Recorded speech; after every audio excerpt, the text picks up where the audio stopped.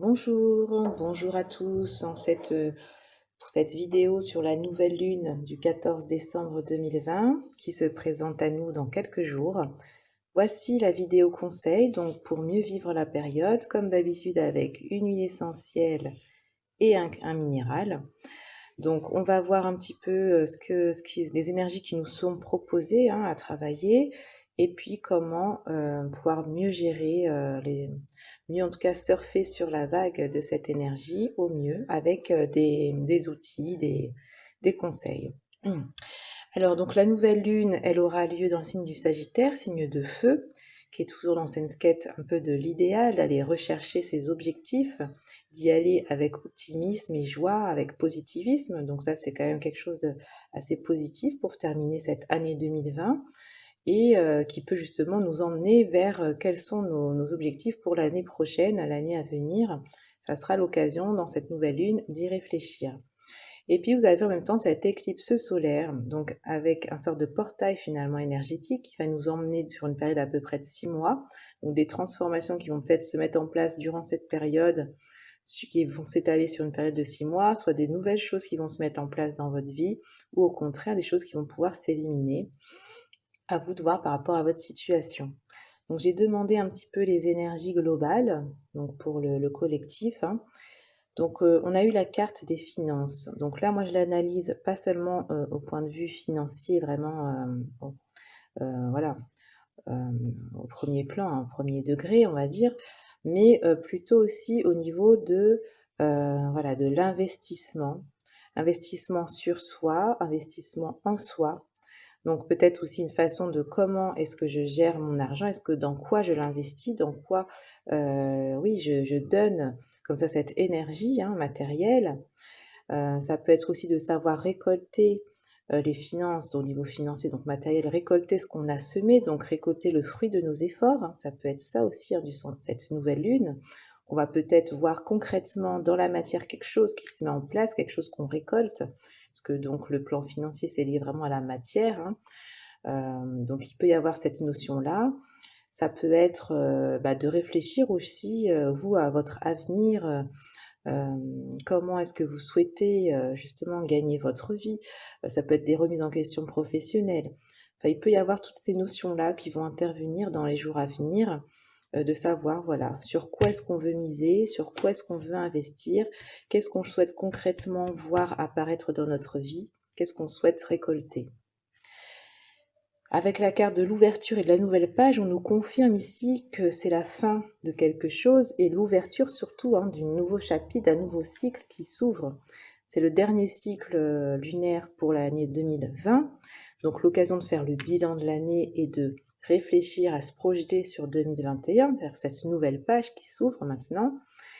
Et là, il y a la notion vraiment d'ouverture, donc quelque chose de nouveau qui va se mettre en place, une transformation. On nous dit ici que s'ouvrir à l'amour et au non-jugement transforme tout et que vous pouvez vous préparer à des changements qui s'annoncent.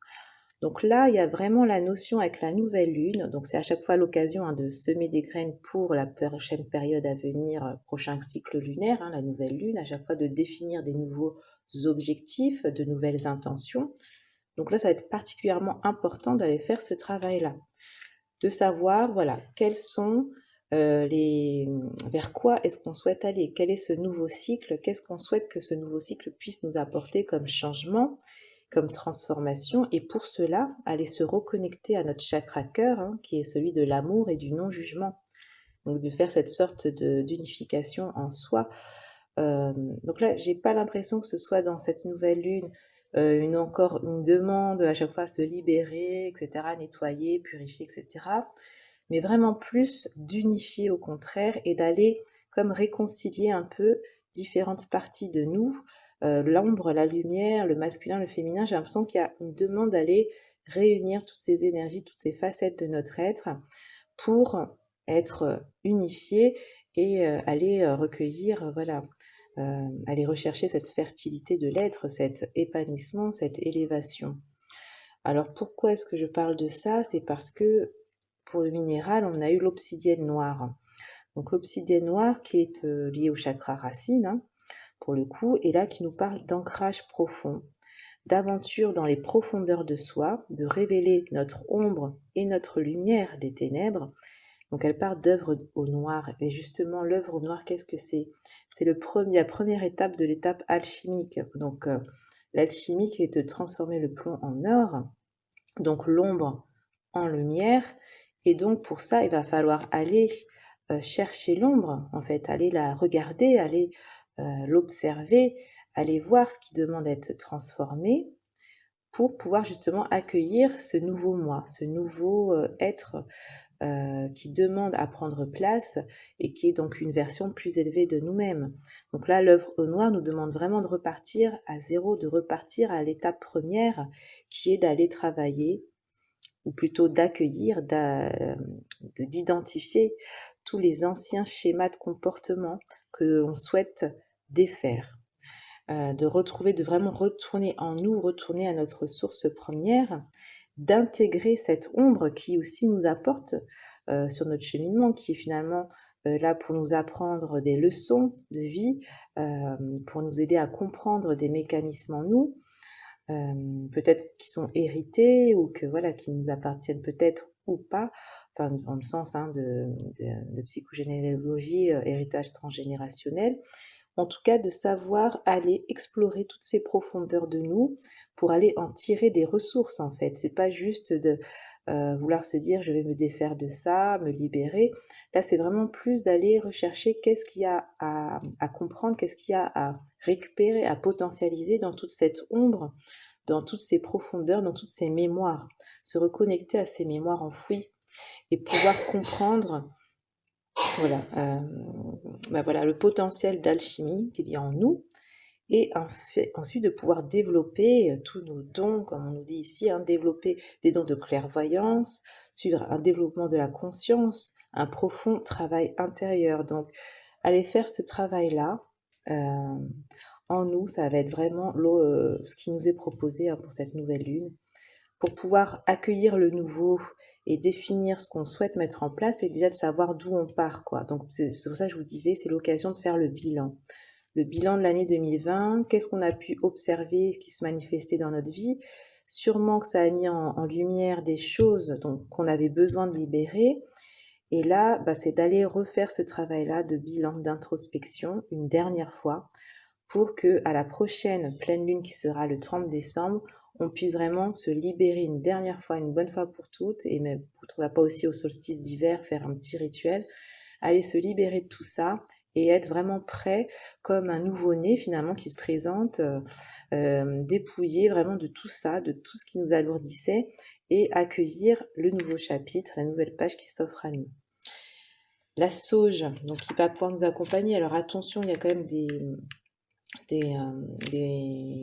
contre-indications hein, pour tout ce qui est sauge, c'est quand même une huile, voilà, tout ce qui est hormonal-like, les personnes qui ont eu un cancer, une maladie immunodépendante, des choses comme ça, faites attention, les femmes enceintes, tout ça, n'utilisez peut-être pas forcément en huile essentielle, plutôt pourquoi pas en fumigation de sauge plutôt, si vous voulez vous connecter à l'esprit de la sauge, ou bien pourquoi pas juste en prenant une photo de cette image et en vous connectant juste à la fleur, à l'esprit de la fleur.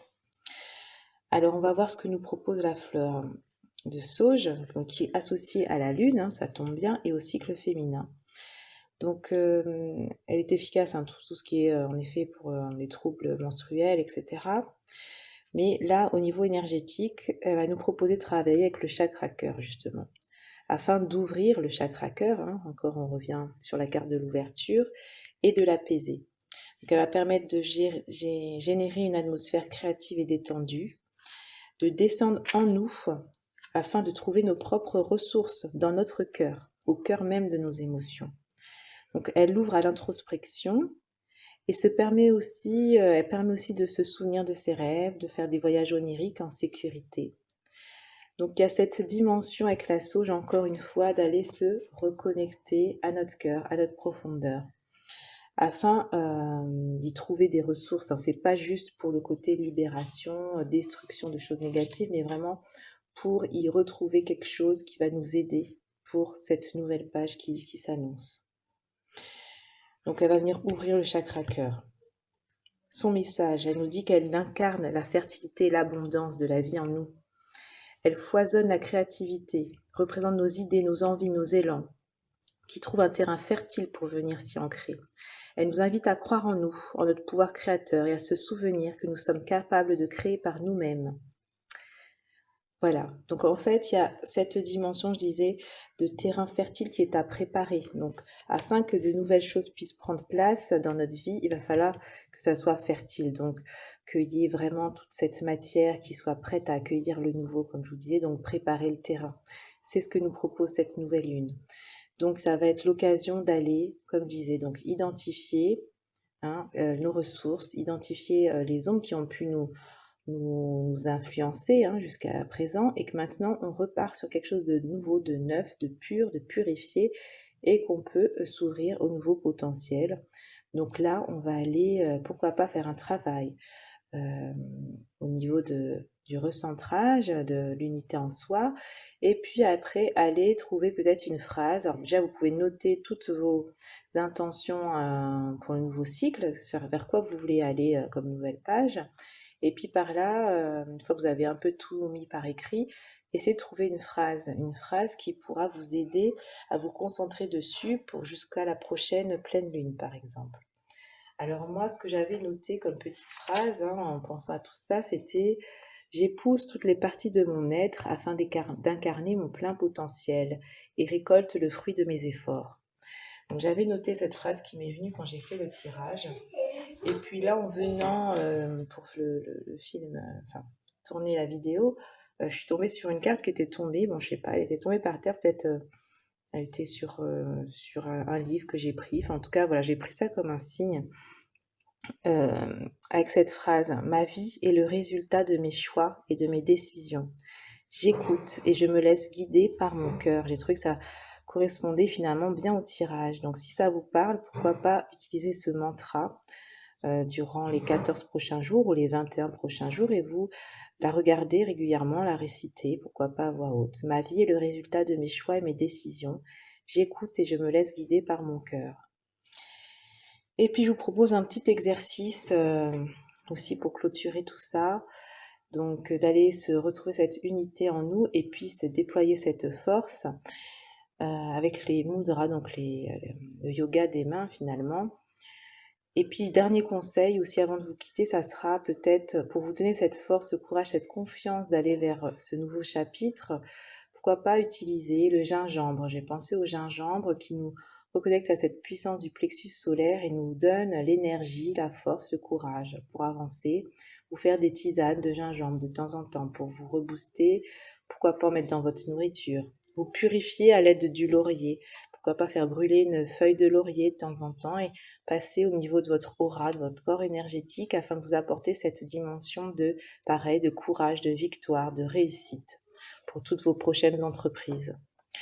Puis je vais vous proposer maintenant donc de vous prendre quelques instants pour pratiquer les mudras avec moi. Donc on va déjà faire ce premier mudra de réunification, donc de toutes nos polarités, de toutes nos facettes de nous-mêmes afin de retrouver l'unité. Vous pouvez donc joindre tous vos doigts par le bout des doigts et les placer devant votre ventre. Fermez les yeux, détendez votre corps. Inspirez et expirez profondément à quelques reprises et ressentez la pression du bout des doigts les uns contre les autres. Qu'est-ce que cela crée comme mouvement dans votre corps? Quelles sont les sensations physiques que vous pouvez avoir, les impressions? Est-ce qu'il y a des émotions qui remontent à la surface, une impression de plénitude, de complétude, d'unicité dans votre être? Est-ce que vous ressentez l'énergie qui circule de haut en bas et de bas en haut dans tout votre corps? Est-ce que vous sentez unifié, pacifié, afin d'accueillir et accepter toutes les parties de vous, les accueillir dans la bienveillance, le non-jugement et l'amour, car elles font partie de vous et vous aident à avancer vers votre nouvelle étape de vie, votre nouveau chapitre. Vous pouvez rester ainsi quelques instants et remercier. Puis nous allons passer à un autre mudra qui va nous permettre de réveiller donc la force, le feu intérieur, hein, le feu créateur, afin d'avancer vers ce nouveau chapitre. Donc on va joindre on va joindre les deux mains en fait, voilà, replier les doigts et poser vos 2 pouces sur votre index en exerçant une légère pression et vous recentrez, voilà, sur ce que vous souhaitez, vos objectifs, dirigez votre intention vers votre phrase mantra que vous avez définie ou vers vos intentions que vous avez pu identifier et ressentez que vous avez cette force, cette capacité à créer et à aller vers ce nouveau destin, vers cette nouvelle vie que vous souhaitez matérialiser pour la nouvelle année qui s'approche et vers ce nouveau cycle. Voilà, ce sont 2 mudras que vous pourrez pratiquer si vous le souhaitez durant ce cycle lunaire. Et je vous souhaite une bonne nouvelle lune et je vous dis à très bientôt.